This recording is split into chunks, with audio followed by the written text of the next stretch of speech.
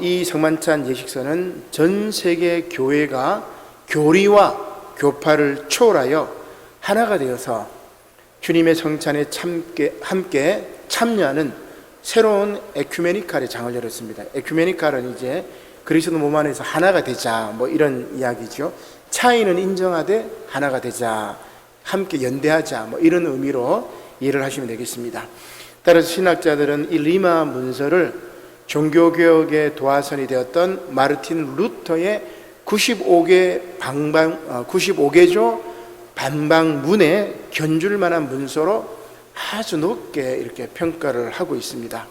세계 교회사의 새로운 핵을 긋는 큰 의미와 가치가 있기 때문입니다. 이 리마 문서에 보면은 이제 그 예배 순서도 아주 이제 기준을 삼아서 이렇게 예배 순서를 만들었어요. 그 예배 순서에 보면은 아주 이제 엄숙한 절차들이 많이 있습니다. 우리 개신교회에서는 이제 말씀 선포가 중요하기 때문에 예전에 대해서 중요시 여기지 않고 있는데, 정말 이제 예전도 중요해요. 그리고 말씀 선포도 중요하죠. 자, 아무튼 세계 교회사의 새로운 핵을 긋는 큰 의미와 가치가 있는 이 리마 문서에 바로 이제 성만찬에 대한 이야기도 나와 있다. 그래서 오늘 우리는 말씀 선포 이후에 함께 성찬을 하며 세계교회와 함께 하나가 되는 체험을 하고자 합니다.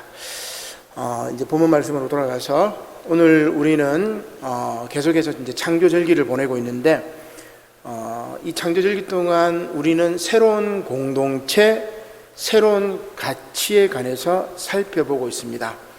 오늘은 이제 새로운 믿음에 관한 말씀입니다. 먼저 구약 말씀은 모세를 부르시어 히브리 노예들을 구원하시는 말씀입니다. 이들을 통해서 가나안에서 새로운 공동체, 곧 새로운 믿음을 만드시는 것이지요. 그러나 서신서에서 바울은 이러한 새로운 믿음을 이스라엘뿐만이 아니라 이방인들까지 확장을 시킵니다. 이방인의 믿음을 유대교의 율법 행위와 대조를 하는 것이죠. 그래서 이스라엘 해방 공동체의 믿음을 이은 초대교회 공동체의 새로운 믿음의 본질을 이렇게 이제 표현을 하게 되는 것이죠. 그것은 바로 예수 그리스도를 믿는 믿음이라고 할 수가 있습니다. 따라서 복음서에서 예수님은 이방 군인인 로마의 백부장의 믿음을 아주 칭찬하고 있습니다. 그는 예수님을 전능하신 창조주 하나님의 아들로서 생명의 주인으로서 고백했기 때문입니다. 이렇게 히브리 노예와 이방인을 그들의 괴로워 울부짖는 소리와 믿음으로 말미암아 구원하시는 하나님의 놀라운 창조 사역이 오늘 세본문 말씀의 주제가 됩니다. 그래서 우리는 이것을 새로운 믿음의 창조 이렇게 부르는 것이죠. 먼저 구약 말씀부터 보도록 하겠습니다. 출애굽기 3장 1절 말씀이죠. 모세가 그의 장인 미디안 제사장 이드로의 양떼를 치더니 그 떼를 광야 서쪽으로 인도하여 하나님의 산 호렙에 이르매 여호와의 사자가 떨기나무 가운데로부터 나오는 불꽃 안에서 그에게 나타나시느니라. 이 그림은 이집트 성 카타리나 수도원의 떨기나무입니다. 요 이제 떨기나무 이렇게 생겼어요. 한 번 더 넘겨보면은 마르크 샤갈이라는 화가가 떨기나무 앞의 모세라는 이 그림인데, 떨기나무에 이제 불이 붙었고 모세가 이제 흰 옷을 입고 이렇게 있는 이건 아마 하나님 같아요. 이제 떨기나무에 불이 붙었던 요 모습. 자, 지난주 말씀에 우리가 모세가 애굽 공주의 손에서 자랐던 것을 우리가 이제 들었습니다. 그리고 나중에 이제 장성해서 애굽의 왕자가 되죠. 그러나 자신을 낳아준 생모이자 유모가 되는 어머니를 통해서 모세는 자기의 정체성을 잃지 않았습니다. 히브리 사람이라는 정체성을 잃지 않았죠. 따라서 장성한 뒤에 히브리 노예들의 고통을 보고 그들에게 연민을 느낍니다. 동족이기 때문에 그렇죠. 비록 애굽의 왕자였지만 자신의 정체성은 히브리인이라는 것을 알았던 것입니다.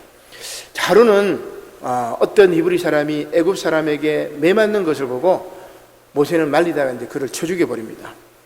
다음 날 이렇게 나가보니까 히브리 사람들끼리 싸우는 거예요. 모세가 그 싸움을 막자 그들은 모세에게 이렇게 이야기합니다. 누가 너를 재판관으로 세웠느냐? 너도 내가 나를 애굽 사람처럼 죽여버리려고 하냐? 어제 네가 애굽 사람 죽인 것처럼 네가 나도 애굽 사람처럼 쳐 죽이려느냐? 이런 소리를 듣고 애굽 사람을 죽인 것이 들통이 날까 봐 바로왕을 피해서 미디안 강으로 도망을 가버린 겁니다. 그곳에서 이제 결혼도 하고 자녀도 낳고 양떼를 치면서 하루하루 살아갑니다. 그 세월이 무려 40년입니다. 애굽에서 왕자로 40년, 미디안 광야에서 양치기로 40년. 이제 모세 나이가 이제 80이죠. 이렇게 80세가 된 모세에게 이제 새로운 시간이 펼쳐지게 되는 것입니다. 그것은 바로 애굽 왕이 죽고 애굽 땅에 있는 이스라엘 자손이 고역으로 단식할 때였습니다. 하나님께서는 그 고통 소리를 듣고 모세를 부르신 것입니다. 하나님께서는 노예인 히브리 백성들의 고통 소리를 듣고 그들을 애굽인의 손에서 건져내고 젖과 꿀이 흐르는 땅으로 인도하시겠다고 말씀하고 있는 것입니다. 그래서 오늘 구약 말씀의 핵심은 마지막 본문 9절이죠. 출애굽기 3장 9절로 10절 말씀인데 하나님께서 이렇게 말씀하십니다. 이제 가라, 이스라엘 자손의 부르짖음이 내게 달하고 애굽 사람이 그들을 괴롭히는 학대도 내가 보았으니 이제 내가 너를 바로에게 보내어 너에게 내 백성 이스라엘 자손을 애굽에서 인도하여 내게 하리라. 이렇게 말씀합니다. 출애굽의 시작, 새로운 공동체의 출발이자 새로운 믿음의 시작이라고 할 수가 있습니다. 제가 이제 설교 제목에 새로운 믿음이라고 이렇게 했는데 아마 창조절기 동안은 세 번 말씀의 앞부분은 계속해서 새로운 이게 붙을 거예요. 다음 주 말씀은 이제 새로운 제사의 시작 이렇게 해서 지금 이제 설교 준비를 이제 하고 있는데 이렇게 이제 새로운 믿음이라고 했는데 그러면 헛 믿음은 뭐고 새로운 믿음은 뭐냐 그런 질문이 생기죠. 새로운 믿음은 도대체 뭐냐? 헛 믿음은 도대체 뭐냐? 그죠? 헛 믿음은 불의한 바리새인들과 같이 드러난 형식에 치우치는 것입니다. 그리고 새로운 믿음은 믿음의 본질, 그 참뜻에 집중하는 겁니다. 이것은 성경을 읽을 때도 마찬가지입니다. 그래서 조금 이제 어려운 얘기인데 제가 한번 쉽게 한번 설명을 해보려고 합니다. 신약자 루돌프 불트만이라는 사람이 있습니다.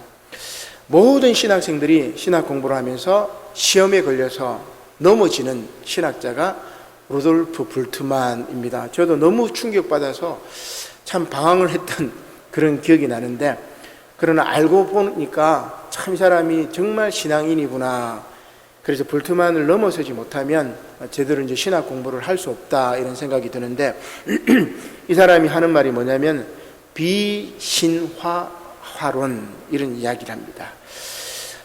이제 불트만이 말하는 신화 우리가 그리스 로마 신화할 때 그 말은 신화인데 이 사람이 쓰는 신화라는 개념이 좀 달라요. 다른 세상의 것을 즉 하늘의 이야기를 이 땅의 이야기로 신적인 이야기를 인간적인 삶으로 설명하는 방식을 신화라고 이야기를 합니다. 이게 이제 여러분 이해가 돼야 됩니다. 그죠? 그래서 불트만은 성경에 나오는 신적인 이야기가 이 세상의 인간적인 삶의 방식으로 표현된 것을 신화라고 이야기를 해요. 그러면 그 신화는 드러난 형식이 아니라 그 의미를 해석해야 된다. 이렇게 이야기합니다. 우리 교인들은 제가 계속해서 이제 말씀을 이야기하고 성경을 이야기하고 성경을 어떻게 봐야 된다고 이야기를 했기 때문에 아마 여러분들은 쉽게 이제 수긍이 갈 거예요. 자, 그래서 성경의 본문의 형식이 아니라 그 본문이 담고 있는 내용의 참된 의미를 제대로 깨닫는 것, 이것을 비신화화라고 이야기를 합니다. 오늘 이제 구약 본문에 나오는 가시떨기나무 상황 역시 신화적인 표현이기 때문에 많은 사람들이 여기서 나무에 불이 붙었는데 왜 안 타는가? 이것을 과학적으로 증명하려고 신비적인 현상으로 막 설명을 하려고 합니다. 근데 잘못된 거죠. 그릇된 길로 가는 겁니다. 드러난 신비하고 놀라운 형식보다 그 의미를 봐야 돼요. 바로 고통 가운데 있는 이스라엘의 처참한 상황, 가시떨기에 불이 붙었지만 그 가시떨기가 타서 재가 되지 않고 남아있는 것, 고난 가운데서도 명목을 유지하고 있는 그 이스라엘의 처참한 상황, 이것이 이런 신비적인 상황으로 나타난 거죠. 이 땅의 현상이 하늘의 신비로운 현상으로 나타났기 때문에 이 신화적인 현상을 의미를 제대로 파악해야 돼요. 부활 사건도 마찬가지입니다. 창조 사건도 마찬가지입니다. 모든 성경의 이야기들은 신화적인 표현으로 되어 있지만 그 의미를 해석해야 돼요. 오늘날 한국 교회가 그 의미를 제대로 해석하지 못하고 거기에 머물러 버리니까 그 성경의 말씀을 과학적으로 증명하려고 창조과학회라는 이상한 그룹들이 있어가지고 아주 이상하게 막 성경을 해석해버려요. 의미를 제대로 알아요. 누누이 제가 말씀드리잖아요, 그죠? 사공이 많으면 배가 산으로 간다. 배를 산으로 옮기기 위해서 사공만 많이 불러 모으면 됩니까?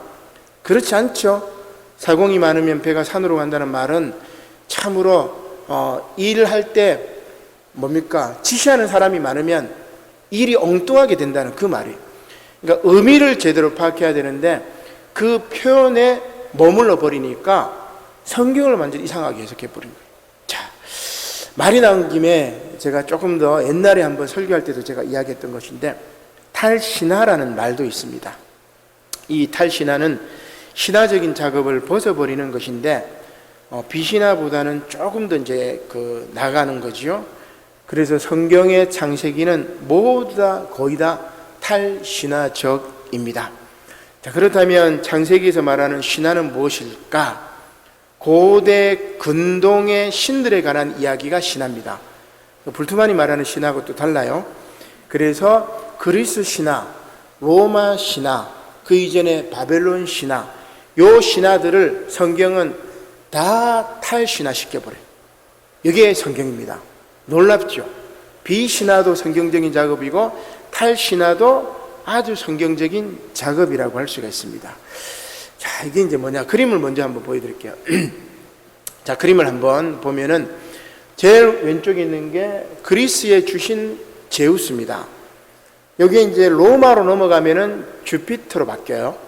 그 다음에 이게 북유럽으로 가게 되면은 토르 신으로 갑니다. 물론 이게 가운데 있는 게 토르입니다. 그 다음에 오늘날 그 신화가 어벤져스에도 등장하죠. 토르. 여러분 이 토르는 알까? 제일 오른쪽에. 이 토르는 제우스나 로마의 주피터나 북유럽의 토르나 같은 주신입니다. 최고의 신이. 우리로 치면은 야훼 하나님이라고 할 수가 있겠죠. 그러니까 이런 신화적인 작업들이 이제 있는데, 자, 어떤 내용이냐면은 원래 이 신화에서 가장 기초적인 것이 바로 고대 수메르 지역이었습니다. 수메르 문명. 우리 공군사님도 옛날에 이제 메소포타미아 지역, 티그리스 유프라테스 강 지역, 그 지역 이름을 이제 아시던데 그 지역을 이제 수메르 지역이라고. 우르도, 아브라함이 있었던 우르도 그 수메르 지역이었습니다. 그곳에서 불러서 저 가나안 땅으로 하나님이 그를 이끄셨던 거죠. 이 수메르 지역에는 어떤 것이 있었냐면은 만신전이 있었습니다. 모든 온갖 신들을 다 모으는 만신전이죠. 그 가운데 가장 중요한 7신이 있었는데 어떤 신이냐? 하늘신, 바람신, 산신, 물신, 달신, 태양신, 금성신, 7신이에요. 그러니까 우리가 저 새벽별, 그죠? 이 금성을 우리가 신으로 생각하고, 달도 신으로 생각하고, 그 다음에 별도 신으로 생각하고, 바람도 신으로 생각하고, 그죠? 모든 자연을 다 신으로 생각했어요. 고대인들은. 그죠? 그리고 나중에 이 신들이 우리 인간의 운명을 결정한다고 생각했습니다. 자, 그래서 이 7숫자, 7신이 굉장히 중요하죠. 특히 이 수메르 사람들은 7신의 이름에 따라서 요일 이름을 지어버려요. 우리가 태음력을 봐야 되는데, 우리 지금 태양력을 쓰지요. 근데 태음력, 음력은 어떻게 하냐면은 일주일이 7번이 있고 요 7번이 4번이 바뀌면 28일이죠. 28일이 지나면은 달이, 보름달이 다시 보름달이 됩니다. 여기 음력이에요, 음력. 근데 우리는 달력을 태양력으로 씁니다. 31일이 있는 것도 있고 28일이 있고 30일이 있고 이게 안 맞죠. 그리고 나중에 윤달이 껴가지고 달을 한번 이렇게 모아버리죠. 그래서 태음력으로 이제 세상이 돌아가야 정확하게 이제 주기가 이제 맞기는 한데, 그래서 이 수메르 사람들은 7이라는 숫자가 굉장히 중요하다는 것을 알았고, 7이 4번 반복하면 한 달이고, 요 한 달이 12번 반복하면은 전체가 왕복되어서 1년이 되는구나, 요런 걸 알았단 말이에요. 그래서 요 이름에다가 각각 신 이름을 넣습니다. 태양신의 날, 달신의 날, 그 다음에 금성신의 날, 이런 식으로 쭉 날 이름을 이렇게 넣은 거죠. 근데 로마인들도 이 수메르인들의 7일 시스템을 로마 신들의 이름으로 정착을 시켜버립니다. 그래서 달신이 있고, 전쟁의 신 마르스, 전령의 신 머큐리, 주신 주피터, 그죠? 그 다음에 미의 여신 베누스, 우리 비너스라고 이야기를 하는데, 농경의 신 세턴. 어제 우리 이제 희은이 세러데이 토요일 이제 철자를 몰라가지고 막 그런데, 그게 이제 세턴에서 이제 세턴 신, 여기서 이제 반복됐죠. 땅의 신, 농경의 신인데, 그리고 태양신. 자, 근데 이 로마가 세계를 지배하자 이 신들의 순서가 조금 바뀌어서 북유럽에 이제 이렇게 정착이 됩니다. 그래서 북유럽 신화의 신들의 이름으로 다시 바뀌는데, 마르스는 티르, 머큐리는 오딘 신, 우리 외국은 이 오딘 신이 있어요. 주피터는, 여기 나오는 주피터는 토르신. 이게 이제 터즈데이, 목요일의 신이 됩니다. 베누스는 프리크는 프라이데이, 금요일로 바뀌고, 오딘은 웬즈데이, 이제 수요일 신으로 이제 바뀌게 됩니다. 모든 신들의 이름이 북유럽 신들의 이름으로 바뀐 거예요. 근데 여기에서 영어도 이제 이렇게 유래가 되는 거죠. 근데 달신하고 해신은 그대로, 우리 영어로도 이제 먼데이 월요일이죠. 그 다음에 썬데이 일요일이죠. 태양신이 주신이 되는 게 일요일입니다. 그죠? 태양신과 달신은 다른 신들과 별도로 그 위상이 대단했다는 것을 알 수가 있습니다. 자, 우리나라가 이제 어떻게 쓰죠? 일, 월, 화, 수, 목, 금, 토로 사용하는 요일 이름은 음양 오행을 이용하여 수메르와 로마와 북유럽 신화를 이어온 요일 이름을 차용해서 사용한 것입니다. 자, 그러면 히브리인들은 어떻게 사용할까? 이들은 어떻게 사용할까? 그냥 이들은 첫째 날, 둘째 날, 그리고 마지막 7째 날은 안식일, 그렇게 사용합니다. 아랍 사람, 무슬림 사람들도 마찬가지예요. 그 사람들도 첫째 날, 둘째 날, 안식일, 이렇게 사용하는 거죠. 자, 그러면 창세기 1장 우리가 계속해서 이제 배웠었는데, 창세기 1장은 뭐라고 그러죠? 첫째 날은 달신이고, 둘째 날은 바람의 신이고, 혹은 주피터가 다스리는 날이고, 이게 아니다. 모든 천지 만물은 하나님이 창조하신 거야. 이게 탈신합니다. 여러분 이해가 되시죠? 엄청납니다. 바람의 신, 금성의 신, 태양의 신, 달의 신이 아니고, 그런 것들은 하나님이 첫째 날 창조하신 거고 둘째 날 창조하신 거야. 하나님의 피조물일 뿐이야. 그 피조물을 섬기지 말고 그 피조물을 우상으로 만들어서 섬기지 마라. 우리가 섬겨야 될 것은 천지 만물을 창조하신 창조주 하나님 뿐이다, 이겁니다. 탈신하죠. 탈신하. 그리고 비신하까지 가야 돼. 성경이 너무나 은혜로운 말씀이라고 할 수 있습니다. 이렇게 하나님은 만물에 깃든 그 어떤 신들보다 우월하시고 세상의 그 어떤 것도 하나님의 권능에 비할 수 없다는 선언입니다. 따라서 인간을 하나님의 형상 곧 관계적 존재로 서로 사랑하고 배려하고 공감하며 살도록 하셨으나, 힘센 인간이 약한 인간을, 힘센 나라가 약한 나라를 짓밟는 것을 보고 하나님은 새로운 믿음을 창조하시는 것입니다. 그것은 바로 울부짖는 이들의 음성에 귀를 기울이는 겁니다. 출애굽기 말씀은 이렇게 새로운 믿음은 울부짖는 이들의 신음소리에 있다는 것을 보여주는 거죠. 그리고 이러한 신음소리는 그 사회의 비주류가 되는 난민들, 떠돌이들, 나그네들, 소외당하는 사람들, 차별받는 사람들, 이방인들에게 있다는 것이 오늘 서신서 말씀과 복음서 말씀의 내용이라고 할 수가 있습니다. 서신서 말씀을 한번 보도록 하겠습니다. 로마서 3장 21절이죠. 이제는 율법 외에 하나님의 한 의가 나타났으니 율법과 선지자들에게 증거를 받은 것이라. 곧 예수 그리스도를 믿음으로 말미암아 모든 믿는 자에게 미치는 하나님의 의인이 차별이 없느니라. 새로운 믿음은 차별이 없습니다. 선민 이스라엘에게만 해당이 되는 것이 아니라 예수 그리스도를 믿고 따르는 모든 이들에게 구원을 베풀어 준다는 것이죠. 왜냐하면 모든 사람이 죄를 지었기 때문입니다. 그러나 그리스도 예수 안에 있는 속량으로 말미암아 하나님의 은혜로 값없이 의롭다고 하심을 얻은 자가 되었습니다.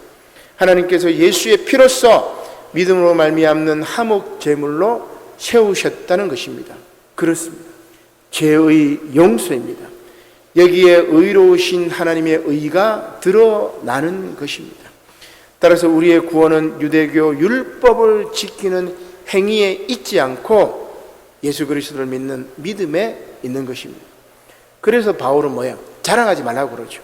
3장 27절에 그런즉 자랑할 때가 어디냐? 있을 수가 없느니라고 이야기하죠.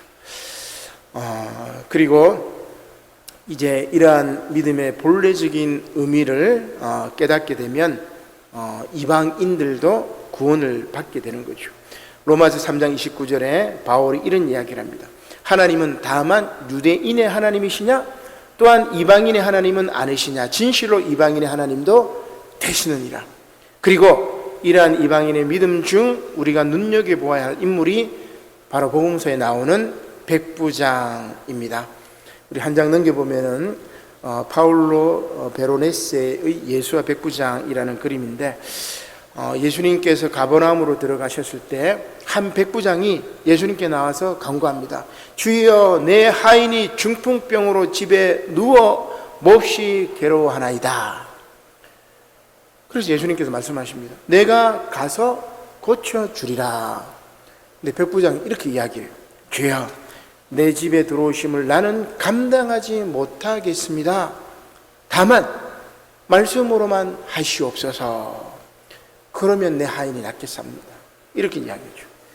그러면서 백부장이 이런 이야기합니다. 저도 남의 수하에 있습니다. 제 아래도 군사들이 있어가지고 이더러 가라 하면 가고 저더러 오라 하면 오고 내 정도로 이것을 하라 하면 하나이다. 그러니 예수님께서 말씀만 하시면 됩니다. 굳이 누추한 우리 집까지 오실 필요가 없지 않겠습니까? 이런 이야기입니다. 놀라운 고백이죠.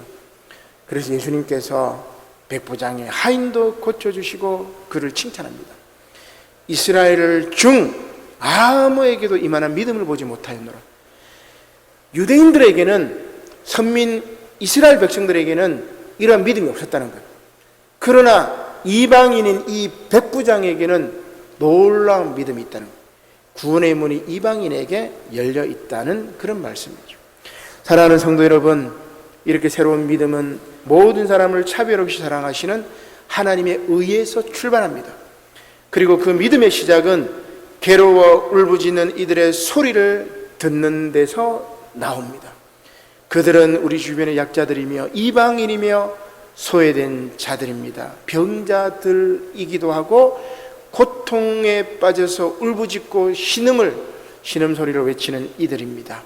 이들의 신음소리를 듣고 차별당하는 이들의 고통을 듣고 세계교회가 모든 고통받는 이들의 음성을 듣고 오늘 이 세계 성만찬 주일에 주의 성찬으로 하나가 되어서 평화의 세상 하나님 나라를 열어가기를 소망합니다. 그러기 위해서는 하나님의 형상인 다른 인간을 침략하고 정복하고 짓밟는 군대는 사라져야 되겠죠. 사라져야 돼요. 오늘이 이제 군선교 주일인데 이렇게 군인들에게 하나님의 고귀한 말씀, 그 생명의 복음이 전해져서 탐욕과 불의의 군대가 아니라 침략하고 전쟁하고 살육하고 죽이는 군대가 아니라 예수 그리스도의 십자가 군병이 되어서 새로운 믿음을 창조하여 이 땅에 평화를 일구는 군대가 되기를 또한 소망합니다. 아멘. 기도드리겠습니다. 고마우신 하나님, 감사를 드립니다.